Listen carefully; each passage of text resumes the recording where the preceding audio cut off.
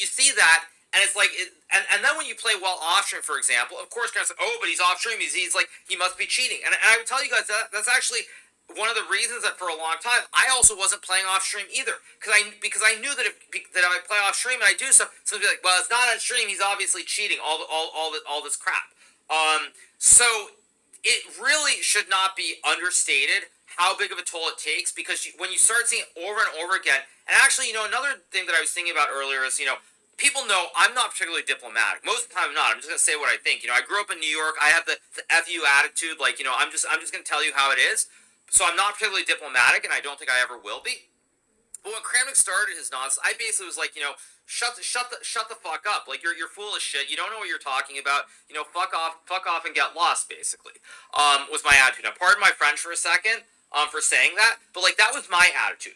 But unlike me, Daniel actually tried to be diplomatic. He mistakenly assumed that Kramnik was doing this in good faith. That when Kramnik was like, talking about cheating and chess and all this other stuff, it was in good faith. When of course it was not in good faith. It was done completely in bad faith the whole way from start to finish. So then Daniel actually engages him. He, I think, did a stream with like 3 cameras, then like 5 cameras, and 6 cameras, like to the point of absurdity, and still that didn't shut Kramnik up. Kramnik continued to accuse him of cheating over and over and over again.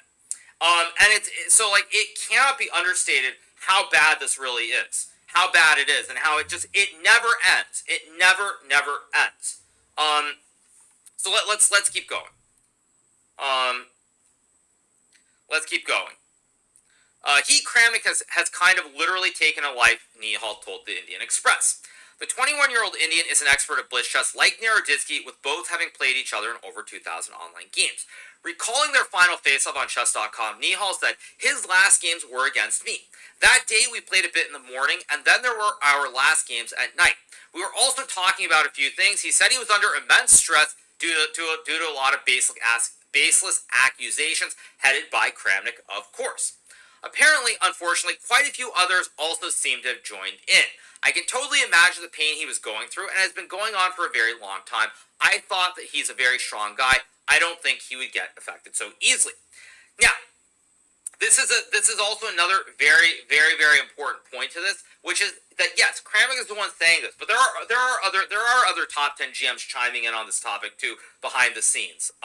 So that's actually an important point to make as well. So that's the second second part of it. But let's keep going.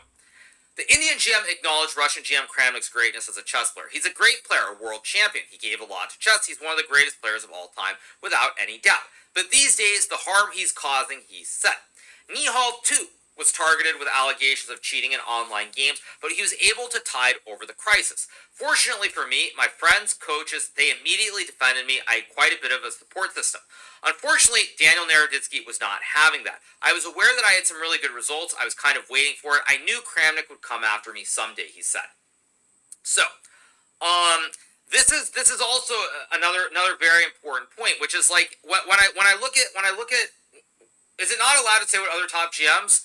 I told you guys it's not the time. I'll probably confront some of these people privately, but it's not a thing that I'm going to do publicly. Okay, so that's what I'm going to say. But with Daniel, nobody stood up and supported him. This was a big part of it. When you're in this online space, like I've spoken about it a lot, but it's very much the real world and not the real world at the same time. And when you see all these people blasting you, especially in Russian, I know Daniel felt it very much from the Russian side, but you see all these people blasting you, you see all these tweets, you see some of these people writing you DMs on Facebook and whatnot. Everyone's like, how'd you do this? How'd you do that? And all these other things. Like, it's very, very tough. And then, the problem is most people did not say anything about it. So, like, if you look at it, the only person who stood up for him was myself, and that's not to like give myself a pat on the back. I don't feel good. I feel terrible that I'm the only one who actually stood up for him. But people were not standing up. People were not standing up. Everyone behind the scenes is laughing, saying, "Oh, Kramnik is old, he's crazy, whatever." But no one is saying anything publicly about it. No one's saying anything. And I think it's because, frankly, people are afraid of Kramnik going after them. If I can say that, I do believe that's the truth. So it's really annoying.